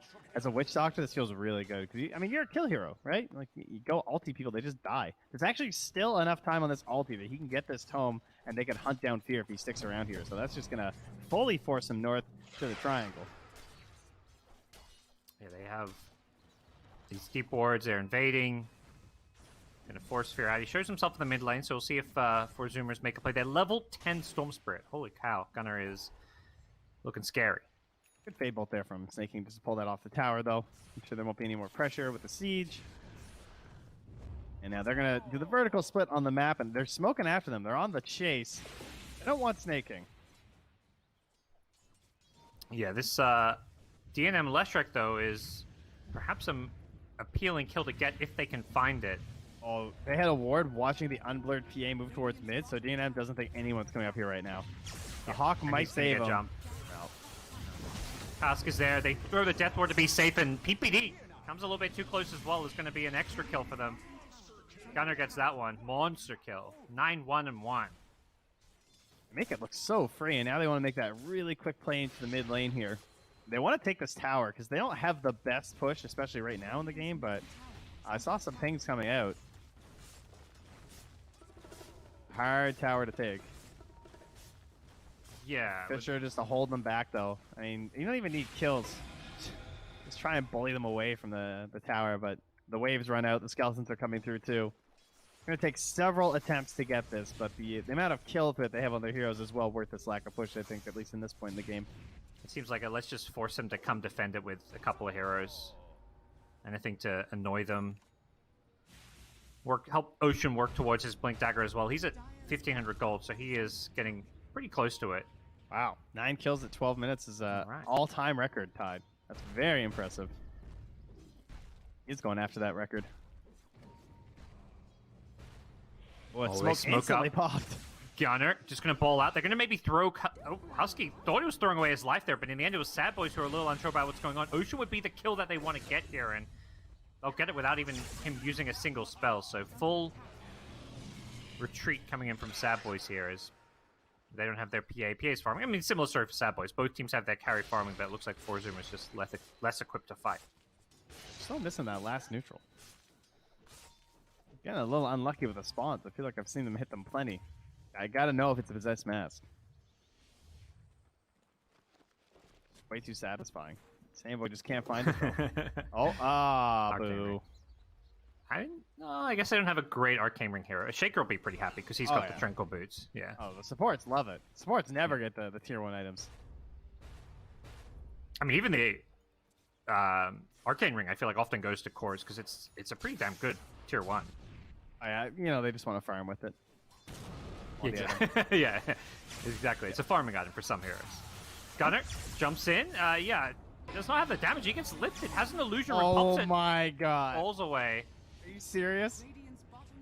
This guy, dude. This guy just tods his way out of there after illusion dodging the Wraith Fire Blast. Yeah, okay. All right. You're cool. It was almost like he made a play for a kill that he had zero chance of getting just so he could kind of like, do a swag play to get out of there. And TPs again, they want to pressure these lanes, so you're just trying to delay that in your own way. So this will be a tier 2 for a tier 1. And, there's no Blink finished up yet on Ocean, so there's no real threat on this tier 2 up top. They are definitely getting the benefits out of their lineup right now in Sad Boys. Yeah.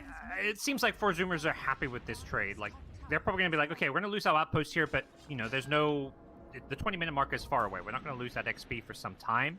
For a potential Roche, it could be bad because you don't have that TP location, but they have a lot more access to that Radiant side of the map with that tier 1 mid going. Who has now lost all purpose in existence. Taking a tier 2 before even getting your Necro 3 is impressive and almost a little disappointing. Look behind, but there's the smoke up. They're going on the hunt. Once more. This Necro 3, they just summon it off cooldown and They were going to be able to deward their jungle with it, although they did run past an observer ward. Which Ocean. Radiant are scattered. Yeah, Hey, guys. Ocean is gonna go for an Echo Slam in the middle. The Necrobook sets up for Gunner to go in. Moose is gonna die without using a roar. Great play from Forzumus to take the fight. Somehow, Shaker was just able to run on in, and Brax is so damn fast, DNM can't keep on top of him. Gunner gonna look to finish off PPD. Does not quite have the attack speed, but he's got the ball lightning damage. Oh, now DNM Yules into the blood right. On. Triple oh kill. my god, Gunner. 12, 1-1. Yeah. That was sick. Everything just went perfect. It's like Necro is there, so he just goes for the Echo Slam, and they throw down a Blood Right, a Cask Bounce to keep two of the heroes on the edges of the Blood Right, still stuck inside, so they get silenced up too, and then they just wipe them. It was a weird, like, I think Forzumus knew they were rotating there because their observer would saw the Necrobook because they didn't, he cast the Necrobook after the smoke, but Shaker just, like, walked in the middle of 5 heroes and somehow got a good Echo Slam off. Same boy, despite being fairly active, I mean, 1-0-5, he's got his Battle Fury figured out at 16 and a half alongside that Orb of Corrosion, so just a balance of helping the team out as well as keeping your farm levels up. He's a full 2 levels ahead of Fear and good 1,200 net worth ahead as well. Fear stopping off at the Armlet before the Radiance, so it'll be quite some time before we see that Radiance pickup. That one's always such a tough call. I still don't really know what the right answer is. Yeah, I play beta carry, but for me, I feel like when I see Armlet on Wraith Kings, it's generally a bad sign. Yeah, it feels like he felt pressure to join his team, which he did a couple times, but he didn't find a single fight with it. All he found was like, okay, now they definitely don't want to fight us. Well, in some sense, there's value there, but it does slow down your Radiance by quite a bit.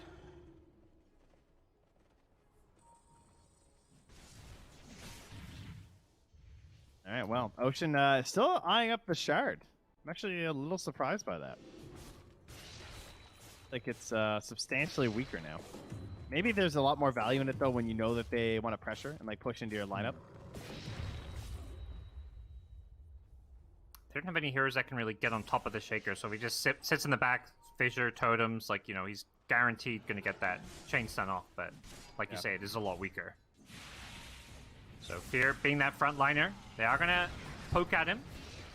Wraith Fire Blast does not get dodged this time, Gunner. Going to get the Vortex out, the Yules into a Split Earth combo. Is there Gunner in trouble? He may just die here. Well, not a very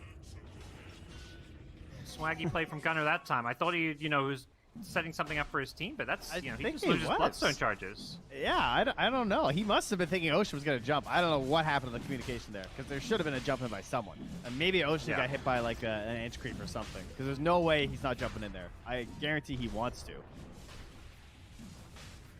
Well, that's going to set up Sapboys get Roche. Yeah. That's like super bad stuff there. And that's a pub storm too right there. That's what that is. Well, big swing going Sapboy's way. They'll get themselves Roshan for, imagine, the Leshrac. They get rid of some Bloodstone charges. They end the streak. Unfortunately, the gold goes PPD's way, but, you know, not the end of the world. Suddenly you've got a very rich Enchantress. Nice. Oh, can I get the shard? I don't know if you saw the some guy tested if you have illusions with the shard, the attendants work on the illusions for some reason. So there you go. If that's ever necessary, guys, and you want Manta Ench. That was my first thought. I was like, do you get, you know, if you get that Illusionist cape later on as well? Yeah, CK's on your team, some illusion runes. You get some heal bots going. I'd like to see the Sproink. I'm not sure. I think I've had one game where I've ever even seen that in competitive. Radiant's bottom tower is under Yeah, it feels like one of the more underwhelming acceptors. Oh, with all these Alchemist games, it'll come soon enough. Gunner's on the redemption arc story. You know, he's that was the part of the movie where the breakup occurs and you get kind of sad. So he needs the uplifting part now. It goes back to getting Bloodstone charges. Okay. And, you know, gets the love interest. Life's all good again. You probably need a little bit more tragedy first, though. I'm envisioning another major death to really pull him down. Have to create the fully compelling narrative, you know. unless we're in a comeback story movie, because then maybe this was just the beginning. This was the turning point. They took down the big storm. They're rallying around this Aegis. Maybe this is Sad Boy's story here. We don't know until the anime comes out in like a month. Well, I don't know if many of these heroes feature in the anime. At least I have not seen them in the trailer. That's very true. So this is, this is maybe season 2, season 3, which apparently is prequel, happening. Yeah, I think. prequel. Okay, this is, yeah. If you want to know what happens before the anime begins, tune into this specific game. I just can't wait till the last episode of the anime where some guy's playing DK at TI. Yeah, We I wonder pull if it all TI together. features. Yeah. Is TI even going to be in the anime? Well, it's in the end, it's like a bad soap opera. It was a dream. None of this happened. It's gonna be good. Can't wait to see anime gods on the panel. It's gonna be hype. The puppets weren't enough. We have to turn Dota talent That was into. just the beginning. Soon enough, we're not going to be needed if we're just being turned into anime figures, puppets, and all these We other are definitely things. outdated at this point. Once Yeah. the anime's out, yeah, they don't want to see us anymore. We're gonna be VTubers soon. Oh yeah, that's the future. Who's going to be the first VTuber professional esports commentator? It's going to be a thing. I just assume it would be Slacks, but he's working on Arkosh. He's halfway there. He didn't get the V part of it. He just made real fake people. He just threw on some costumes. I was like, oh wait, hold on, that's digital? I thought they were all wearing masks. Yeah. All right, Sad Boys, you've invaded. You've taken over the enemy triangle. They're not here, it turns out. But what are they getting with this Aegis right now? They're controlling bottom lane. They're trying to ensure mid doesn't push out, but that Storm Spirit's very annoying. I guess I'll give them these last couple outer towers. Sticking around top, unless they're going to go for a high ground push, which into Shaker plus Storm sounds like a terrible idea. Playing this bottom side of the map and getting these towers probably makes a lot more sense. This is a risky play to try without Bloodseeker. I imagine he's They're going to be going TPing in. But they also see Fear does not have the Radiance Well, this yet, Hawk, so- though. This Hawk. Okay, they see him coming in. They're going to glyph it up. Storm jumps in first. They're going to grab TPD. That's going to be a dead Enchantress. Can they get more? It's an Aegis Leshrac, but they may just try and kill him twice here on the backline. Sphere's gone in deep. I don't know if he's got any backup whatsoever. They may just have to leave him to die here. The rest of Sad Boys is like watching Fear from nearby, but like they're wondering like, what the hell do we do here? Gunner, does he have a Vortex? You betcha. Oh my god. And a Fissure catches everybody. Where were they TPing? Oh, I don't know. Those were some of the longest TPs I've ever seen. And it's going to be 6 dead. 7 dead if you can count the Reincarnation and the Aegis. I am shocked. And Watching that fight, how I did was, that like, happen when zoomed you out? had the Hawk vision? I thought Yeah. Fear had a blink with where he died. I had to check his inventory. Radiant's top tower is under attack. They were, I think Dire just caught him completely by surprise. They were smoked up. They had a ward. PPD tries to deward it, just gets picked off, and then they weren't on the same page because Wraith King dove past the tower while his teammates were just like 1,000 range away watching him. Oh man, that feels awful. Oh my goodness. That was total discombobulation right there. Oh man, I would just be like I'm just walking into the base right now. I can hear the silence in the voice comms. Man. That does not happen very often, guys. Wait, like a push like that, holding Aegis, and you actually just get. They didn't even do damage to the Zoomers. Did they even cast spells? Like actually? Yeah, no, I agree. I don't think they actually did. Wraith King, maybe there was like a Wraith Fire Blast. That was about the only spell I saw. Very unfortunate. The Sad Boys. Well, time to. I guess this is the anime, so this is good. They really needed the down and out moment. So now whoever wins, it's a comeback story. It's fine. It's all good. But more accurately, this game's been in the Zoomers' control for the large majority. It's looked very good for them. Obviously, that's going to put it way back in their good graces. As really all they have to look forward to now is defensive items on Storm and the next Aegis. Yeah, I think the thing with Zoomers is like they made that one mistake, but overall they're playing more solidly. It just so happened that their mistake was a very costly one because it led to Roshan and a Sad Boy swing, but kind of picked up, where things were earlier on in the game now with a 9k gold lead and sitting pretty. All right, well, what's your plan right now? I mean, obviously, just get the Radiance. That's priority number 1 right now, if you're the sad boys. Get that done. Snake King is angling for perhaps a blink, and maybe some parts of an Ags if he has to. Who's just pushing bottom, almost on the Solar Crest. What does a good team fight for sad boys look like? I guess it's like a Fisher steal. Yeah, feels like Rubik is going to be most of their team fight. They'll have this chunky Wraith King in the front lines, and they need Rubik to make some big plays with the steals. They need a Leshrac BKB who can also go charging in, I imagine. And even then, he's going to have to contest with Sammy Boy. I mean, Sammy Boy's got a 10-second BKB, so what are they going to do about that? You know, you just basically got to get lucky with fear. And if this PA gets, well, it's going to get to a Basher very quickly, but to an Abyssal Blade, suddenly that like BKB Leshrac is just going to melt. Well, Aegis or not, the Zoomers are feeling comfortable heading to the high ground with this Solar Crest on Sammy Boy.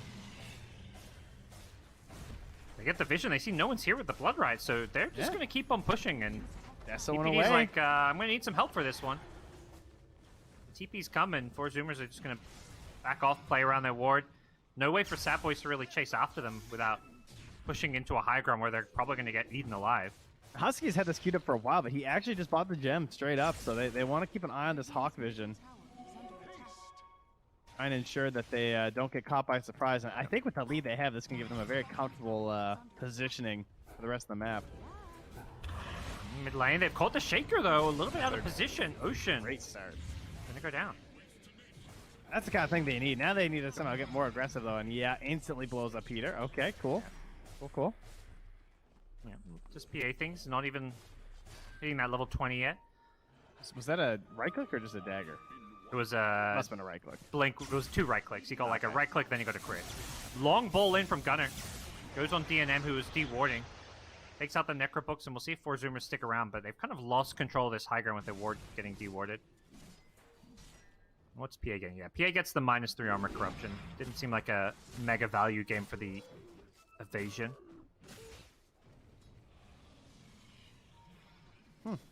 I guess he's not really worried about Fear hitting him anyway. Man, I don't think Fear's going to get an MKB. Maybe he thinks he will. Yeah. It's a lot of evasion, considering, you know, nobody's going to get an MKB on the Radiant side. It helps against Beastmaster and his summons, but... Yeah. You know, if they just die, then they can't hit you, so that armor corruption can take you that way. It feels like if he's dying, it's to the Magic Burst and, like, the chain disables, like Rubik plus Leshrac. Yeah, mostly Roar. for sure. So, you want to kill this Lesh as quickly as possible, that's the way to go, and Sammy Boy now has a Basher to go with all of his items. And Gunner has the Lincoln's finished up here, so all of their initiation disable, short of a stolen Rubik spell, is going to be single target. Here we go. Tier 3 neutral items. Orb of Destruction, not on the Dire side. I'm sure Sammy Boy would love an Orb of Destruction, as Sad Boys have taken over this Dire side of the map, but imagine 4 Zoomers are going to do the same over on the Radiant side. I'm kind of surprised he just hit that tower. Yeah, they get the ping off, like, hey man, just hit this thing. They're not here. Gone. But at the same time, Sad Boys, they're pushing up that bottom tower, you know, sending the creeps. They're kind of cautiously optimistic about their positioning. I don't think they want to put anyone, even Fear going into the high ground, he can just get kind of blown up twice theoretically. And they're going for Roche. Oh, Radiant don't see this coming. Was this a fast Roche respawn? It was like a minute. It wasn't super fast. Yeah, they're going to be too late, though. They had the thought. I mean, ooh, Storm. Zips mid, but once again, they really don't have a way of picking him off. Short of, like, some sort of a Yule's pop into, like, telekinesis setup, maybe, would be great. They can sync that up, and that might allow them to get off the roar. But not going to be easy, and I don't know, man. I don't think the Zoomers really want to play this game much longer. Yeah, they're looking to get out. Unfortunately, they didn't find any neutral items at the Radiant Ancients, but they'll push high ground without them. Radiant threatening high ground with some skeletons, but they realize very quickly they have to get back to defend. But this melee Rax is going down fast. It forces a glyph here as a lift into Wraith Fire Blast. He doesn't have it. Oh my god. Team, please. It's not the Aegis. That's not the Aegis hero. That's just a dead PA. You gotta respect New Rubik. That was not respecting New Rubik. That was the problem right there. Because that telekinesis range is just insanely huge. And they've got a follow-up on Husky, so another pickoff goes their way. Imagine PA's going to be taking this Titan Sliver they just picked up. That may have saved his life if he had it then. Yeah, potentially. Gunner, gotta be a little careful. These Storm Spirit players, you know, well, I'm the best Aegis hero in the game. Well, are you going to stand there and hit the tier 3? Yeah, you going to go punch the racks? A little unfortunate. Wow, look at Ocean. He is keeping this pressure on. They're over on the dire side of the map, and he's going to get the creeps up into the base for one hit. Not even. Oh, rough. Dire's middle tower is under attack. It's going to be 4 bounty runes going Sad Boy's way as well, so, you know, this is an anime. It's very unclear who the protagonists are right now. Both teams having a bit of a back-and-forth game. Not quite a comeback yet, but definitely signs that Sad Boys could turn this one around. Well, when your entire lead is basically tied up in the PA, and it's a bit rough when she just gets 100-0'd like that. Dire's middle tower You know, that blur, though, Yeah. that could have been something. Definitely where one fissure still could change this game entirely. Gunner just snipes, pretends to snipe at the back lines. Not sure what he's thinking there. Sammy Boy is there with a fissure to back him up. They go in fear, but the roar comes into play. They may actually lose the PA again. Oh boy. Once again, PA dies without using the BKB, and Husky in the mid lane is in all sorts of trouble. We'll get a cast off, but Sad Boys are just finding these pickoffs. Dire's middle Sammy Boy definitely has a pattern of this. This is very common in the games that I watch with him, where he manages to find these moments where he just he gets blown up. He's not one to pop the early BKB, that's for sure. I mean, he got Ray Fire Blast by a Wraith King, so he was not planning on hitting that thing. But, He's definitely one of those players where you can see the potential there, but sometimes it feels like the inexperience can get to him because, you know, he's like, what, top 5 MMR in NA Oh, yeah. or top 10 at least? Like, incredibly talented, but sometimes in these big high-pressure matches, he makes those slip-ups. I think it's like how Jenkins described it. It's like the big min-max, or like the big... It's kind of greed. It's not like gold greed. It's like pushing my hero to the absolute limit greed. And it feels like that's what he does a lot of the time. And probably a lot of it comes when you play a lot of pubs. You know, probably 9 times out of 10, you get away with that in pubs. That it's better to min-max, but in professional games, you've got to kind of treat your opponents differently. You got to assume that Wraith Fire Blast is going to get you chain stunned to death. And which it most certainly did. I mean, I actually can't believe he just got blown up again. That is, that's a rough one for them. But, I mean, it helps Fear a lot for sure, but it's still kind of tough for them to follow up on a lot of this stuff. It can feel kind of bad, but like, what are the odds that's going to happen the third time? It could. They've still got an Aegis on 4Zoomer's side, which it's kind of hard to believe considering it seems like Sad Boys have been in control for the last 2 to 3 minutes. They've turned a 12k gold lead into a 4k gold lead. Well, they're smoking out, trying to bait Sammy. They go in, bud. I'm expecting the Gunner Bomb pretty soon here to just like chuck his body away. I think that's what they're going to do. They've only got 30 seconds left on this ace. They go in fear once. They want to try and kill the Wraith King twice maybe here. Sammy Boy goes in, gets roared during the BKB, does get Lotus here. Sammy not doing a whole lot of damage, needs a new target. He blinks onto the last strike. He's trying to get those crits. He doesn't quite have enough damage to kill off DNM. The Storm's going to zip on over. Storm used up his entire mana pool. He's got to be careful. The Aegis expiring in 10 seconds time. They will kill DNM. Rax once more. Should be able to chase down Mu here, and they've managed to kill off 3 Sad Boys heroes. And no way for Mu to get out. They've got a Yules. Move will be going on down. Gets the Necropoke out of... Whoa! The Aegis regen.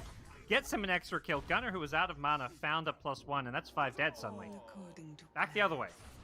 All according to plans, anyway. Yes, I've lulled you into a false sense of security of leaving your side of the map, and then we just clean you up once again. So, well, I said I wanted team fights this game, but honestly, there haven't really been a lot of team fights. It's just been... someone dies or an entire team just kind of dies. There's not a whole lot of back and forth happening here. No it's like rhythm. They're trading team wipes because one team loses a hero and one pick seems to turn into 5. I believe there's still an Echo, but Ocean is not here. He's back in the base dealing with some creeps. Yeah. There has not really been an Echo Slam this game, apart from the blinkless Echo we saw in that Radiant jungle. Yeah.